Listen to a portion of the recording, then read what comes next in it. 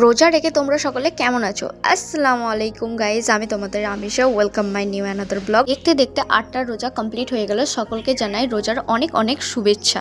আমার রোজার দিনগুলো তো বেশ ভালোই চলছে। আসরের নামাজ পড়ার পর আমরা দুই বোনের ইফতারি রেডি করতে লেগে গিয়েছিলাম। এইদিকে ইফতারি রেডি করার পর যখন আমি মেশওয়াক করার জন্য যাই, তখন বোনের এই যে মেশওয়াকটা দেখি, এটা একটা জিনিস নোটিস করো, ঠিক মেকআপ ব্রাশের যেই হাইলাইটার ব্রাশটা হয় ঠিক তার মতো করে রেখে দিয়েছে। তাই ওকে বলছিলাম এটা দিয়ে আয়, তোর একটু মেকআপ করে দিই। সে আমাকে জানায় যে বেশি বকলে তোরই মেকআপ করে দেবো। তাই আমি আর কিছু না বলে আমি আমার কাজে মনোযোগ দিই।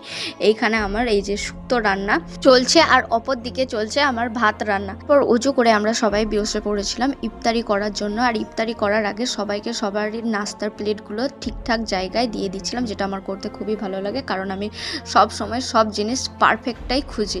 আর যাই হোক, আজকে কিন্তু আমি ইফতারির সব নাস্তা সরিয়ে কিন্তু আমি আজকে ভাত দিয়ে ইফতারি করব। আর রেসিপি যেহেতু আগের ব্লগে শেয়ার করেছি, তাই এখন নতুন করে আর কিছু বলছি না। এখন শুধু তরকারির টেস্টটাই তোমাদের সঙ্গে শেয়ার করব। আর গাইজ, আমি নিজেই রান্না করেছি বলে তাই আমি প্রশংসাটা করছি না, আসলেই কিন্তু তরকারিটা কিন্তু অনেক মজা হয়েছিল। আমি যখন ইফতারি শুরু করি কিন্তু আমার খুব খুব ভালো লেগেছে। আমি যখন খাচ্ছিলাম তখন আমি একটা কথাই বলে যাচ্ছিলাম যে এত ভালো রেসিপি আমি কিভাবে বানালাম। যাই হোক, আমি কিন্তু রান্নাটা মোটেও খারাপ করি না, তবুও এটা অনেক ভালো হয়েছিল। আর রেসিপির প্রশংসা শুনে রীতিমতো আমার ভাই আর বুনিরও তাদেরও টেস্ট করতে ইচ্ছে যায়, তাই তাদেরকেও আমি একগাল করে দিই।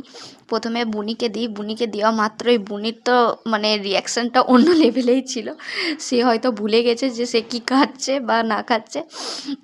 যাই হোক, এখানে বুনিকে দেওয়ার পর বুনির রিভিউ শুনে ভাইয়েরও কিন্তু ইচ্ছা করছিল টেস্ট করতে, তাই ভাইকেও দিলাম।